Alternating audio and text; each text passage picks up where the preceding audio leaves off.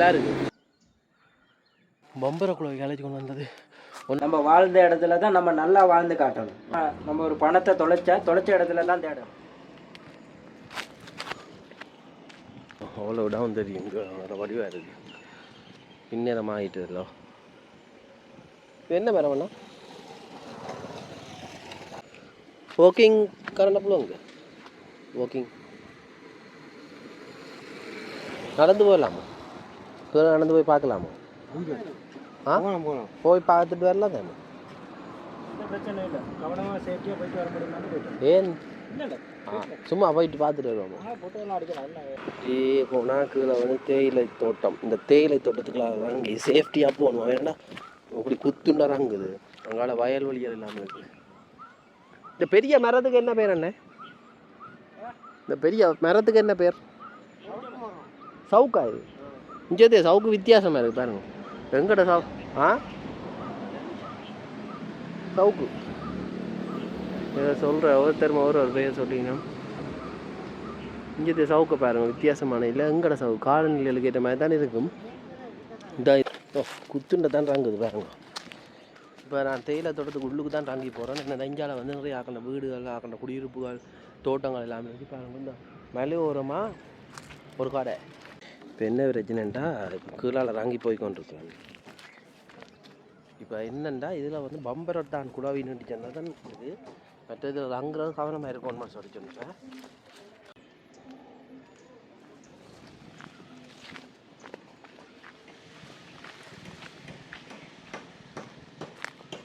இது எந்த பாதையாளர் கீழே இறங்கி போகிறோம். கீழே இறங்குறது ஈஸி. இப்போ பாருங்க, இந்த இடத்துலேருந்து திருப்பி மேலே ஏறணும். அப்பான்றது விளையாட்டுண்டாங்க. போவோம். அப்புறம் என்ன, பாம்பு இடம் தெரியும், குழாவி இடம் தெரியும், என்ன செய்யணும்னு தெரியல. ஏதோ வந்துருக்குது முடியலாம். இப்போ பாவை நிலை இல்லை போல். கீழே பார்த்து போங்க, கவனம் பண்ணார். என்ன நாங்கள் திடீரெண்டு எதுவும் பள்ளங்கள் வேணுமோ தெரியல.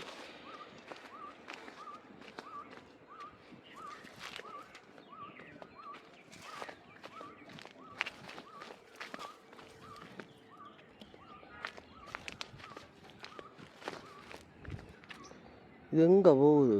இந்த அப்பா தண்ணி ஒரு பாதை பாருங்க. என்னடா ஓடுது? கரடிகள் நின்று இப்படி குத்துண்ட ஓடுது. தண்ணி ஓடுற பாதை பாருங்க.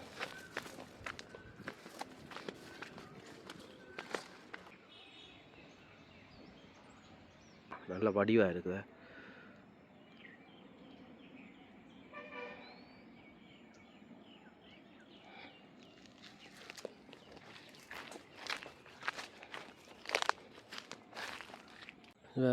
இவ்வளோ தூரம் வந்துட்டோம்.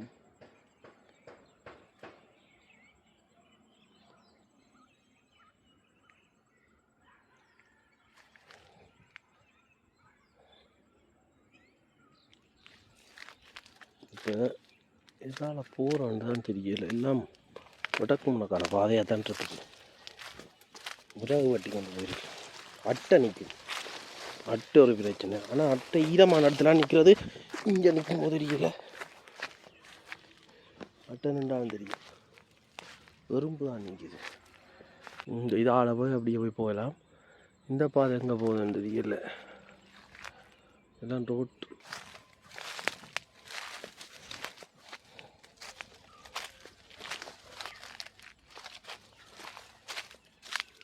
இதால் எங்கே போகிறது? எல்லா பாதையும் மறைச்சிருக்குது.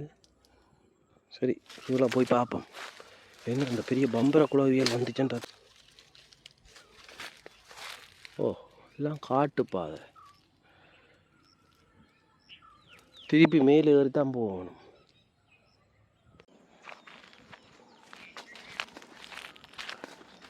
இப்போ கரையால் தான் நடந்து போகிறோம். இப்பக்கத்தால் போக மாட்டேன். அதுக்குள்ள பாதை இல்லை.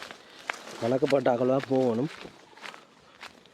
என்னடா நாயோ மான் இந்த அந்த மான் தெரியுது. வித்தியாசமான மான், சருகுமான.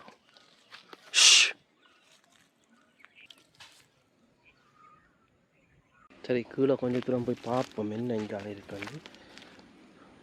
அதுக்கெல்லாம் மான் பொழிஞ்சது.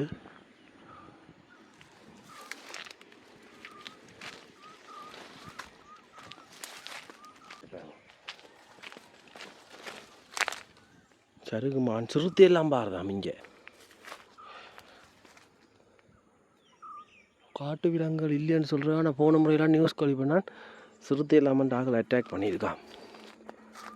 தேயிலை தோட்டம் தான் திடீரெண்டு பேர் சொல்லிக்கொள்ளல. அது வந்தான்னா செல்விஸ்டிக்கை தூக்கி அட்டாக் பண்ண முடியா.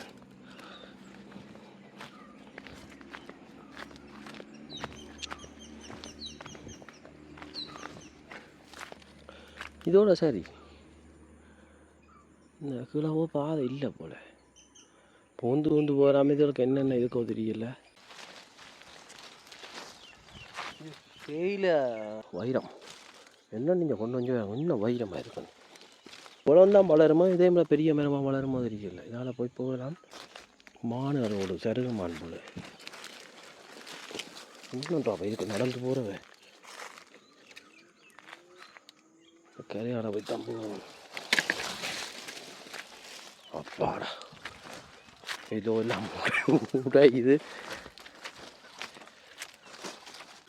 இப்போ பார்த்தா நீங்களானே அவ்வளோ தூரத்தாக நடந்து வந்துட்டேன். இப்போ நீ கீழே இருக்கிற அந்த பக்கம் போக போகிறேன். வெளியேன்னு சொன்னால் ரோட்டு பாதை இல்லை, இதுக்கு இடையில் நடந்து தான் அந்த பக்கத்துக்கு போக போகிறேன். என்ன ஒரு பிரச்சனை, இப்போ சருகுமான் கண்டேன் நான். அவங்களோட வீடியோவில் முழுசாக காட்ட முடியாமல் போயிட்டுது. அது ஒளிஞ்சிட்டுது. அதுக்கு வாலும் இல்லை அந்த மானுக்கு.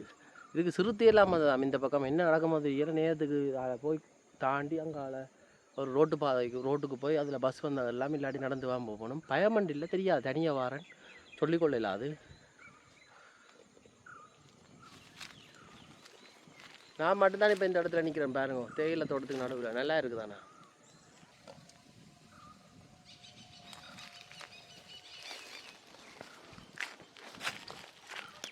பாம்பு பந்தம் குறையான்புத்து ரங்கி அங்கே போகணும். எந்த பாதை இருக்குமோ ஒன்றுமே எனக்கு கண்ட தெரியலை. இந்த பூவை பாருங்க, நல்ல வித்தியாசமான பூ, நல்லா இருக்குது. இப்பில் என்னென்றே தெரியலை. எப்படி போகிறோம் இதுக்குள்ளால அங்கே போகணும் பாருங்க. உண்மையாகவே தேயிலை தோட்டத்துக்கு வந்து சிக்கித்தான் போட்டேன். என்ன செய்கிறான்னு தெரியல. திருப்பி அந்த உயரத்துக்கு போகணும். நேரத்துக்கு போகிறோம். இதுக்குள்ளால பாதை இல்லை, இதெல்லாம் பத்தை பாம்பு ஊச்சி நின்றாலும் தெரியும். அப்படித்தான் இருக்கா. கம்போடியாவில் போய் அந்த பக்கம் போக மாட்டேன். கொஞ்சம் தூரம் நடந்து போக அங்கே பாதை இல்லை. திரும்பி போயிட்டேன். அன்றைக்கு பின்னே தான் அந்த குழாவி இருக்க வந்தது. நான் இந்த இடத்த விட்டு போவோம். குழாவி வந்து பம்பரத்தான் கத்துது. பறவைகள் காட்டு விலங்குகள் அணிக்குது சொல்லிக்கொள்ள அவளிக்கிடுவோம். வாங்க பார்த்தீங்க, நீங்களும் அவசரப்பட்டு வந்துடுறாங்கோ. என்னன்னு தெரியல. இது ஒரு தண்ணி ஓடுற பாதை போல உள்ளுக்கு. இதுக்குள்ளே விட்டு குத்துன ரங்குது. கவனமாக இருக்கணும். பார்த்தீங்களா, இதுக்குள்ள போயிடலாம். அனுபவம் இருக்கிற ஆக்கள் போயினா அந்த மரம் வளர்ந்துருந்தாலே நீங்கள் யோசிக்கணும். அது உலகத்துக்கு இப்படி குத்துன ரங்குதுனுங்க. மரம் இருக்குது தானே, இந்த மரம் பெரிய மரம் உள்ளுக்கு கிட்டத்தட்ட இந்த வேறு இந்த ஒரு காவாசிக்கிட்ட நிற்கிது. அங்கே போலதுக்கு குத்துண்டை இருக்காண்டு. இப்போ இதுக்கு தேயிலை தோட்டம் இருந்தாலும் போகலாம். இதுக்கு பத்தே கிடக்கு. இஞ்சாலையில் தான் பத்தை அட்டி ஒன்று பயந்துட்டேன். சரி வாங்க போவோம். பட்டை மாதிரித்தான் கிடக்குது. இது கொசு நுழம்பு. அப்பா அவ்வளோ தூரம் போகணும். உங்க பாருங்க. கூகுள் மேப்பை நம்பாதீங்கன்னு சொன்னால் கேட்டு தானே. என்னது தேயிலைக்கும் நோய் வரும் பாருங்க. இன்னொரு விஷயம், இந்த தேயிலை தோட்டத்துக்கு வந்தால் தனியாக வந்துடுறாங்கோ. திரும்பி பாதை கண்டுபிடிக்கிறது கஷ்டமாக. வந்தது ஏதோ ஒரு பாதை, போகிறது வேறு ஒரு பாதை. மேலே தான் போகணும். எப்படி போகிறோன்னு தெரியா பார்ப்போம். இதை கடந்து தான் வந்தேன். இதுக்குள்ளால போகணும். பார்ப்போம்.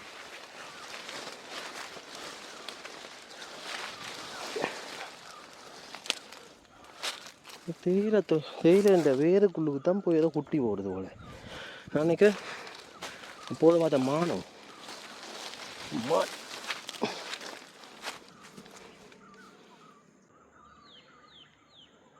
நல்ல வடிவாக இருக்குது பாருங்க. பின்னேற நேரம் பொழுது சாயிற நேரம் மலை சார்ந்த இடமும்.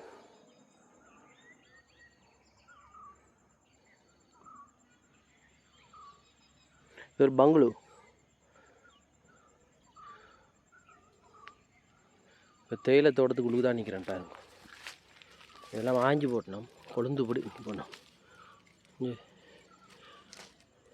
இதான் அந்த கொழுந்து.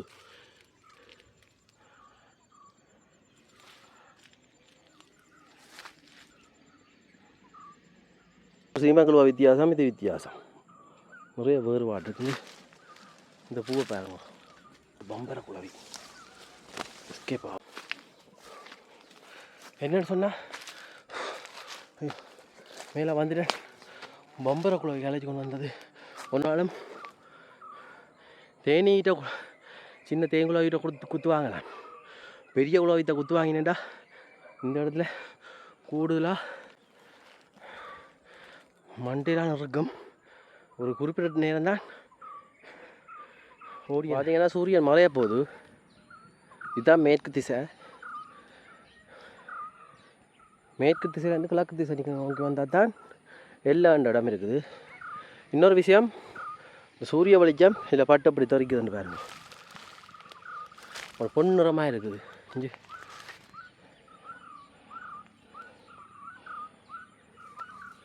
சரி, எல்லாம் மூளையாடுது, கத்துது. வேணா விலங்குகளின் ஆட்டம் தொடங்கும் போது போய் பார்ப்போம். நான் மானாக்கு பார்த்துறான். அது மானம் என்னது சருகு மானம் இருக்குன்னு சொல்கிறேன். அந்த மிளகுகளை போட்டு வந்தேன் நான். அந்த அண்ணன் நிற்கிறார். இவர் வந்து நீங்கள் பதிலையே சேர்ந்தவராம். இவரை கேட்டுப்பா மிஞ்சத்தை அனுபவம், இந்த தேயிலை தோட்டம் இன்றைக்கு நான் போய் வந்த அனுபவம் நிறைய விலங்குகளை கண்டதான் தானே. ஐயாவோட வளைப்போம். ஐயா வணக்கம். இந்த பதிலையில் இந்த எல்லாண்ட இடம் இருக்குல்லோ, இதில் என்னென்ன மாதிரியான என்ன வேலை செய்கிறீங்க இங்கே? நான் ஸ்டேட்டா? என்ன ஸ்டேட்டில் என்ன வேலை? கொழுந்து போடுறோம். நீங்கள் இப்போ கொழுந்து போடுறதுக்கு ஒரு இதுக்கு எவ்வளோ ஒரு நாள் சம்பளம் எவ்வளோ? 1200 கொடுப்பாங்க. 1200. எவ்வளோ நேரம் வேலை? 5 பணத்தியாலம். நீங்கள் இங்கே தான் இருக்கிறீங்க சொந்த இடமே? உங்களோட பேர் என்ன? மகேஸ்வரன். மகேஸ்வரன் ஐயாட பேர். மெட்டர் ஐயா, இந்த இடத்துல என்ன மாதிரி சாப்பாடு வசதி, என்ன சாப்பிட்றோம் நீங்கள்? காலமை இரவு மத்தியானங்கள்? காலைல ரொட்டி சாப்பிட்டு வருவோம். ரொட்டி சாப்பிட்டு வருவோம். பகலைக்கு சோறு கொஞ்சம் கொண்டு வந்து சாப்பிட்டு வேலை செஞ்சு போயிடுவோம். சோறு என்ன? சோறு பச்சரிசி. என்ன குழம்பு? சாம்பாரா? கறியா? கறி, பருப்பு கறி, இல்லாட்டி போஞ்சி, இல்லாட்டி கோழி. அது சரி. மற்ற என்னன்னா, இப்போ எங்கள் தேயிலை தோட்டத்தில் வேலை செய்ய என்னென்ன பிரச்சனைகள் வந்துருக்கு உங்களுக்கு? கஷ்டம்னா எடுக்கணும் 25 கிலோ. 25 கிலோ ஒரு நாளைக்கு எடுக்கணும். அப்படி எடுத்தால் தான் சம்பளம், இல்லாட்டி இல்லை. அப்படின்றாக்க நீங்கள் எவ்வளோ தூரம் நடந்து போவீங்க? இப்போ நான் இப்போ எனக்கு போயிட்டு வந்தேன். நீங்கள் சுற்றி நடப்பீங்க? நாங்கள் அப்படியே இதெல்லாம் சுற்றுவோம். அவ்வளோதுக்கு எவ்வளோ சம்பளம்? 1200 ரூபா. 1200? ஒரு நாள் கூலி வந்து இப்போ 4500 கிட்ட போகுது. சாதாரண ஒரு மேசன் தச்சு எந்த கூலியாக இருந்தாலும் 5500 வாங்குவானே பாஸ்மார். 5500 அது பாஸ்மார் மேசன்னு சொல்லுவீங்க. அப்படி இப்போ இப்போ உங்களுக்கு இந்தியாவில் மேலே சொந்தக்காரர் இருக்கு? நம்ம இந்தியாவில் இல்லை. என்ன நிறைய பேர் சொல்லி இங்கே தங்களுக்கு சொந்தக்காரர் இருக்கீங்க? இருக்காங்க தான், அப்பாவுக்கெல்லாம் தெரியும். நமக்கு ரொட்டி பாருங்க அன்னிட்டு வாங்கினா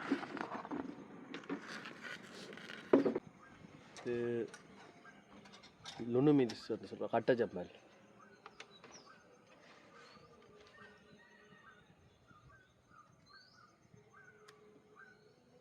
இங்கே கூடுதலாக ரொட்டி தானம். இரவுக்கு ரொட்டியை சாப்பிட்றீங்க எல்லாரும் பொதுவாக? ஸ்டேட்டில் சிங்களாக்களுக்கு ரொட்டி விருப்பம். பொலஸ்கறி என்ன இதா என்ன பேர்? உருளைக்கிழங்கு. இது என்ன பேர்? பலாப்பழம். சின்ன பிஞ்சு பிளாமோஸ். என்னடா சிங்களாக்கள் வந்து இங்கே கூடுதலாக இந்த பிளாக்கா, பிஞ்சு பிளாக்கான்னு சாப்பிட்றது. நாங்கள் பிளாக்கான்னு சொல்கிறோம்.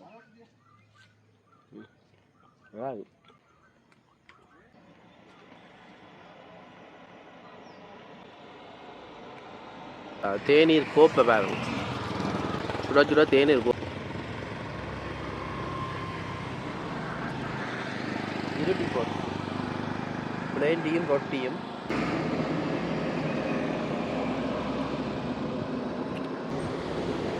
நல்லா இருக்கு. ஓப்பா நல்ல வடிவாக இருக்கு. பார்த்தீங்கன்னா இப்போ அண்ணன் இந்த கடையெல்லாம் ரொட்டி சாப்பிட்னா நீங்களும் எல்லா பகுதிக்கு வந்தீங்கன்னா இந்த பக்கம் வந்து சாப்பிட்லாம். கடையை மூடுற நேரம் இப்போ எவ்வளோ நேரம் இதில் ரெண்டு சாப்பிட்டுட்டேன் பாருங்க. இரவாகிட்டுது. ஆனாலும் இப்போ 6:30 நேரம். ஆனால் இங்கே இருட்டி போட்டுது.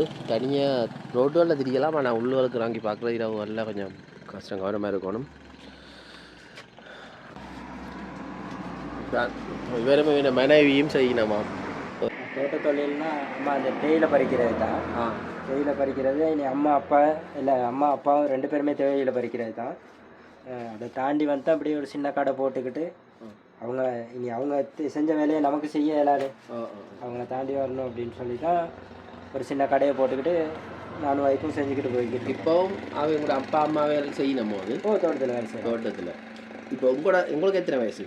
எனக்கு 35. இப்போ சரி, உங்களோட 30 வயசில் இருக்கிறார்கள் என்ன மாதிரியான தொழில்களில் இப்போ இந்த மலை சம்மந்தப்பட்ட மலையோர கிராமங்களில் வாழினம் வேலை செய்ய கொண்டு? இப்போ கூடுதலாக இந்த வயசில் உள்ளவங்களாம் யாருமே தேயிலை மலையை நம்பி இல்லை.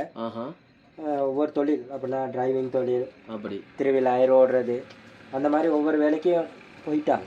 போகக்கூடிய மாதிரி இருந்தது. இப்போ இருக்கு முதல்ல கூட அப்பாவின காலங்களில் அந்த இதே இல்லை. கல்யாணம் முடிச்சா இனி இதுக்குள்ளே அந்த தேயிலை தோட்டம் அதுதான் வாழ்க்கை. அவையின் பிள்ளைகளும் அதே தாண்டின.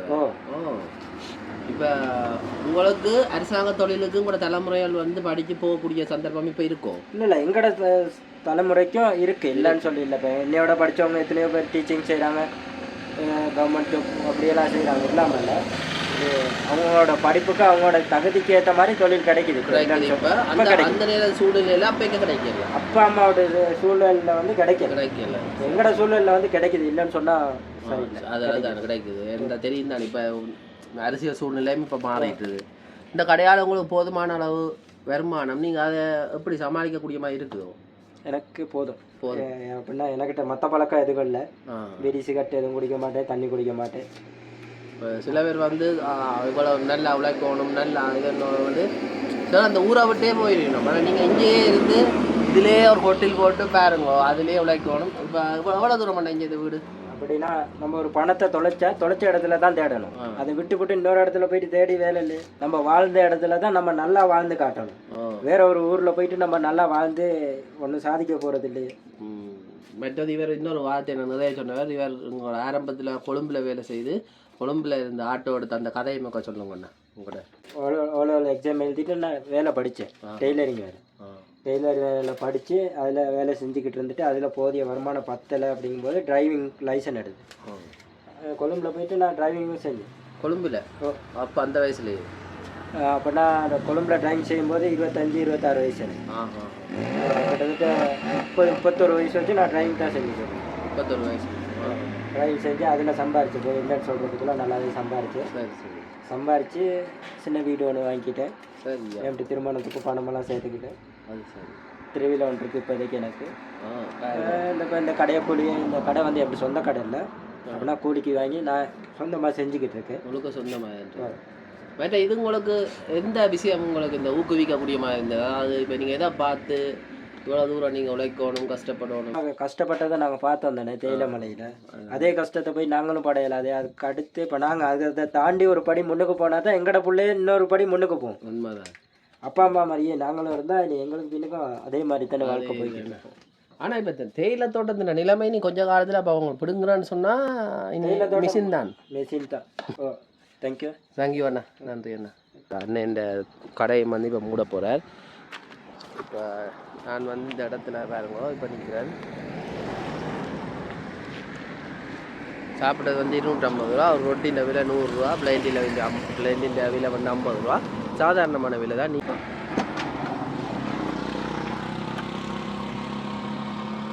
கலர் பயம் இல்லையா இங்கே? கலர் பயம் இல்லையாண்ணா? அதுதான் ரொட்டி, சூடான ரொட்டி. உங்களோட கடைக்கு பேர் வை அண்ணே? வை உங்களோட பேரோ? என் மகனுக்கு என்ன பேர்?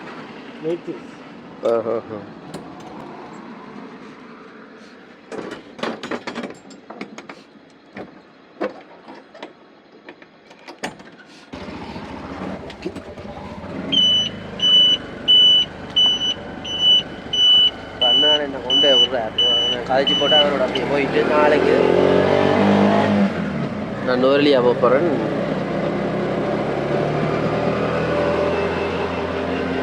இரவாயினோட ஒரு சரம் தைங்கான இல்லை எல்லாரும் வீட்டை படுத்து நிறுத்துறேன்.